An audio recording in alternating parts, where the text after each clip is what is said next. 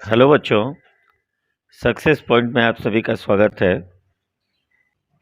बच्चों, आज हम क्लास 12 आईएससी की परीक्षा देने वाले विद्यार्थियों के लिए हिंदी में सजेशन के रूप में कुछ बताने का प्रयास कर रहे हैं।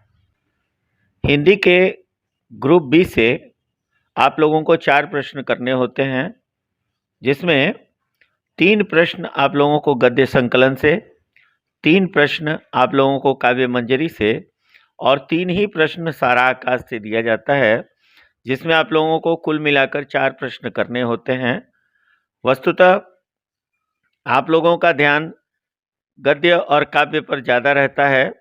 सारा आकाश चूँकि थोड़ा सा ज़्यादा पृष्ठों वाली उपन्यास है, इसलिए आप लोगों को क्या पढूं और क्या न पढूं, इस स्थिति में आप लोग आ जाते हैं और इसी का हल निकालने का प्रयास हमने इस वीडियो में किया है। तो बात करते हैं सारा आकाश का। सारा आकाश में 3 प्रश्न पूछे जाते हैं। एक प्रश्न अवतरण पर आधारित होता है, यानी लाइनिंग प्रश्न होता है, और दूसरा एक पूर्वार्ध और उत्तरार्ध से संबंधित प्रश्न होता है। लेकिन एक प्रश्न ऐसा होता है जो हर बार देखा गया है कि वह लगभग तय सा है, और वो है चरित्र चित्रण। तो आज हम लोग यहाँ पर कुल मिलाकर लगभग 8 मुख्य चरित्र हैं जो सारा आकाश उपन्यास में हैं। उन चरित्रों में आज मैं इस वीडियो में सारा आकाश उपन्यास के मुख्य नायक समर का चरित्र चित्रण आप लोगों को मैं बताऊंगा। आप लोग इसे ध्यान से सुनेंगे तो उम्मीद है आप लोगों के बहुत काम आएगा।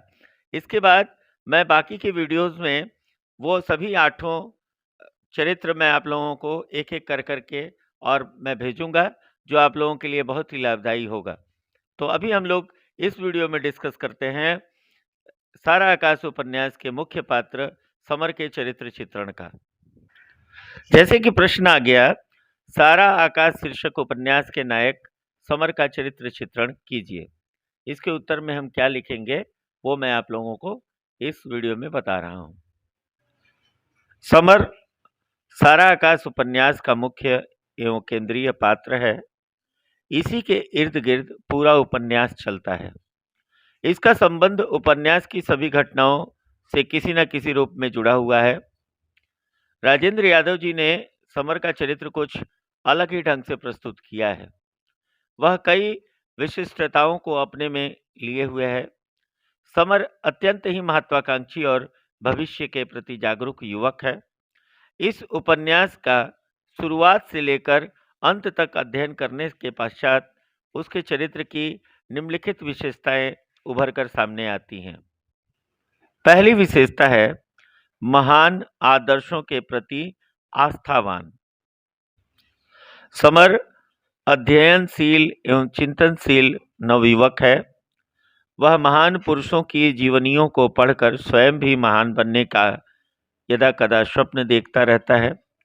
स्वामी दयानंद सरस्वती और विवेकानंद में उसकी दृढ़ आस्था है, और दोनों ही महापुरुष अविवाहित थे।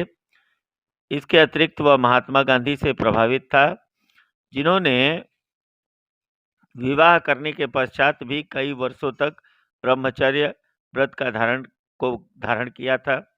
कई स्थलों पर वह भीष्म पितामह और हनुमान जी जैसी चरित्रों से भी प्रेरित होता दिखलाई देता है।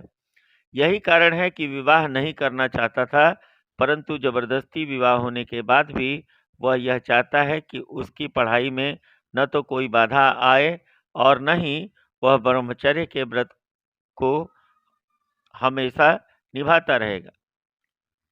मतलब वह यह चाहता है कि वह ब्रह्मचर्य के व्रत को हमेशा निभाता रहेगा।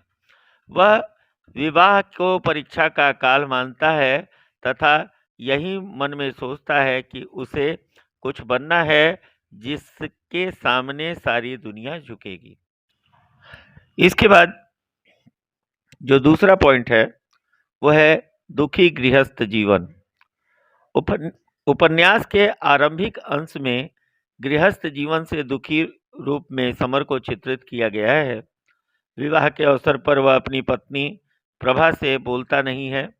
यही नहीं, आरंभ के 1 वर्ष तक दोनों के बीच कुछ बातचीत नहीं होती है। समर संकेतों में अपनी पत्नी को ताने ही देता रहता है।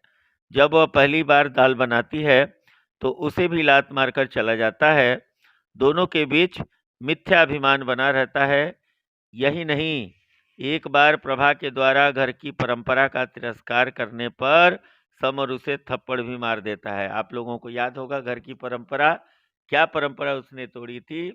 उसने मिट्टी के ढेले से बने गणेश जी से घर का बर्तन मांज दिया था।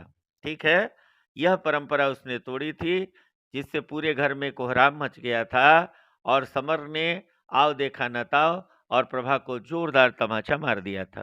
ठीक है, उसी के विषय में यहाँ जिक्र है, जिससे आहत होकर वह अपने मायके चली जाती है। दोनों के बीच अक्सर झड़प होती रहती है। समर माता पिता और भाभी के तीखे व्यंग बाणों से भी आहत होता है। समर और प्रभा के बीच के रिश्ते ठीक होने पर समर के माता पिता और भाभी प्रभा को तंग करते हैं। समर को नौकरी न मिलने के कारण उसे बार बार घर वालों से आहत होना पड़ता है। इस प्रकार उसका गृहस्थ जीवन दुखी और संघर्षशील है। बच्चों, इस वीडियो में अभी इस पॉइंट में मैंने आप लोगों को बाई मिस्टेक एक जगह कह दिया है कि थप्पड़ मारने के बाद वह अपने मायके चली जाती है। ऐसा नहीं है, थप्पड़ मारने के बाद भी वह समर के घर में ही रहती है, प्रभा मायके नहीं जाती है। ये एरर मिस्टेक हो गया था, जिसको मैंने सुधार दिया है। अब हम लोग आगे बढ़ते हैं पॉइंट नंबर 3 पर। चिड़चिड़ा और क्रोधी स्वभाव। समर का मूल स्वभाव क्रोधी और चिड़चिड़ापन लिए हुए नहीं है, किंतु परिस्थितियों के कारण वह क्रोधित हो आपे से बाहर हो जाता है। यही कारण है कि परंपरा न मानने पर वह प्रभा को केवल डांटता ही नहीं, बल्कि जोरदार थप्पड़ भी मार देता है। यही नहीं, जब अमर यह कहता है कि प्रभा भाभी सारा घी समर को ही खिला देती हैं, तो यह सुनकर वह आपे से बाहर हो जाता है और अमर पर चीख पड़ता है। इस प्रकार समय समय पर परिस्थितियां ऐसी बनती हैं कि समर का व्यक्तित्व चिड़चिड़ा और क्रोधी के रूप में उभर कर सामने आया है। चौथा पॉइंट है संवेदनशील और भारतीय संस्कृति का पक्षधर। समर बहुत ही भावुक और संवेदनशील है। उसका हृदय जल्दी ही पिघल जाता है।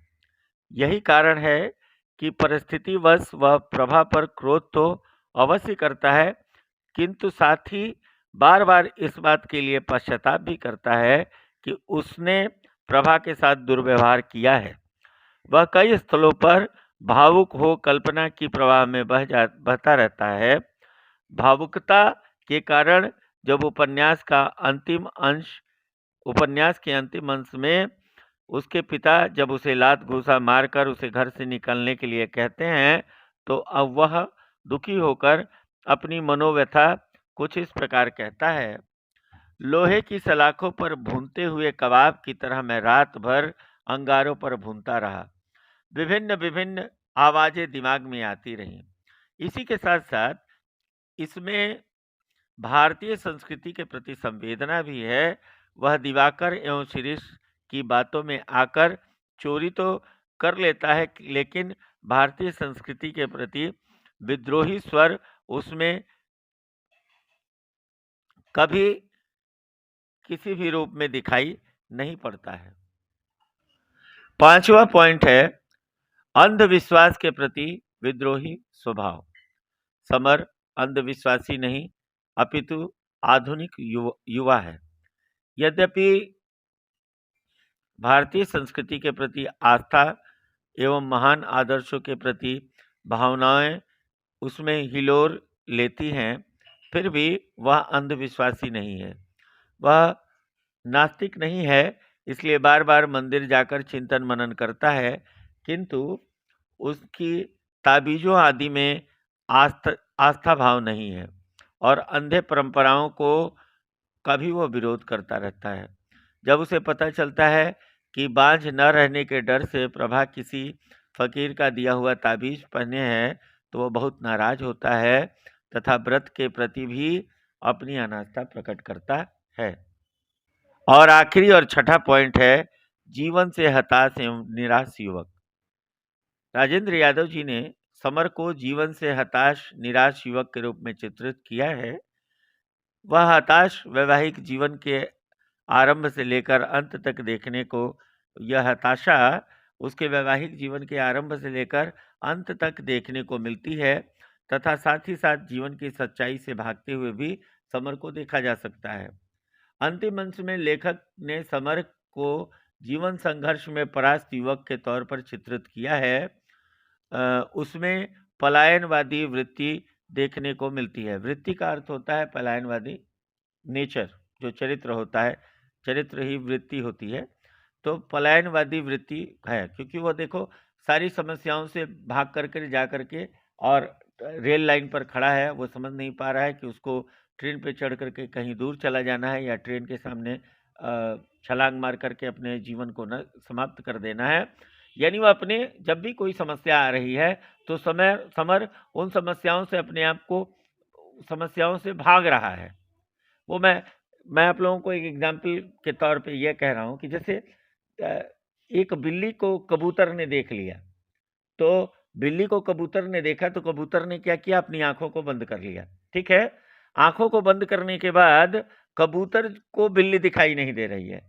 कबूतर अपने मन में ये सोच रहा है कि जिस तरह से मैंने अपनी आंखें बंद कर ली हैं और बिल्ली मुझे दिखाई नहीं दे रही है, वैसे मैं भी बिल्ली को दिखाई नहीं दे रहा हूँगा।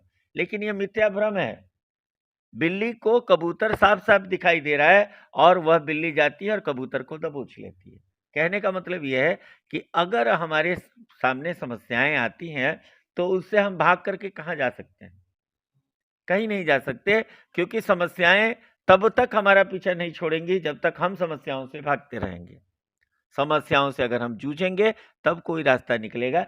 लेकिन राजेंद्र यादव जी ने शुरू से लेकर आखिरी तक में जो समर का चरित्र हम लोगों के सामने रखा है, उसमें यह क्लियर एकदम स्पष्ट रूप से दिखाई देता है कि समर की जो विचारधारा है वह पलायनवादी है। वह समस्याओं को देखकर भागता है, ठीक है, और वह इस समाज से डरा सहमा जीवन जीता हुआ निराश रूप में देखने को मिलता है। आखिरी के कंक्लूजन में आप लोग ये लिख सकते हैं कि उपर्युक्त विश्लेषण के आधार पर यह कहा जा सकता है कि समर इस उपन्यास का मुख्य पात्र है, जिसमें मिली जुली प्रवृत्तियां देखने को मिलती है। हम लोगों की संस्कृति में एक कहावत है, छने रुष्टा छने तुष्टा, रुष्टा तुष्टा छने छने। इसका अर्थ होता है कि एक व्यक्ति का ये स्वभाव होता है कि वो थोड़ी ही समय में मान जाता है, थोड़े ही समय पे रूठ जाता है। रूठना और मानना उसकी प्रवृत्ति है। कुछ इस प्रकार का ही समर का स्वभाव हम लोगों को देखने को मिलता है ना। आप लोग थोड़ा सा डिटेल में पढ़ेंगे तो आप लोग देखेंगे कि जब प्रभा को वो थप्पड़ मारता है, ठीक है, उस समय वो अपने क्रोध को प्रकट करता है, लेकिन बाद में उसमें ग्लानि भी देखने को मिलती है, उसमें ग्लानि भी देखने को मिलती है और वो पश्चाताप करता है, अपने हाथों को पटकता है, अपने हाथों को सजा देता है। तो ये क्या है? ये मतलब एक अपरिपक्व मानसिकता को भी यहाँ राजेंद्र जी ने इस उपन्यास में समर के रूप में दर्शाया है। तो हम लोग ये लिखेंगे कि भाई मिली जुली प्रवृत्तियां उसमें देखने को मिलती हैं। वह महान आदर्शों के प्रति संवेदनशील और संस्कृति का पक्षधर भी है। वह दुखी एवं संघर्षपूर्ण वैवाहिक जीवन के कारण क्रोधी और चिड़चिड़े रूप में भी उभर कर आता है। वह जागरूक होते हुए भी परिस्थिति वश हताश निराश युवक के रूप में दर्शाया गया है। ठीक है बच्चों, तो ये मैंने आप लोगों को समर का चरित्र चित्रण बताया है। इसके ठीक अगले वीडियो में मैं आप लोगों को शिरीष भाई का चरित्र चित्रण भेजूंगा। अब मुझे उम्मीद है आप लोगों को ये वीडियो अच्छी लगेगी। आप लोग इसे ध्यानपूर्वक सुने और जो पॉइंट्स मैंने आप लोगों को बताया है वो पॉइंट्स मैं वीडियो में लिख करके भी भेजूंगा। आप लोग चाहें तो पॉइंट वाइज उसको नोट भी कर सकते हैं। आप लोगों का की तैयारी अच्छी हो, आप लोग अच्छा रिजल्ट करें, इसी कामना के साथ धन्यवाद।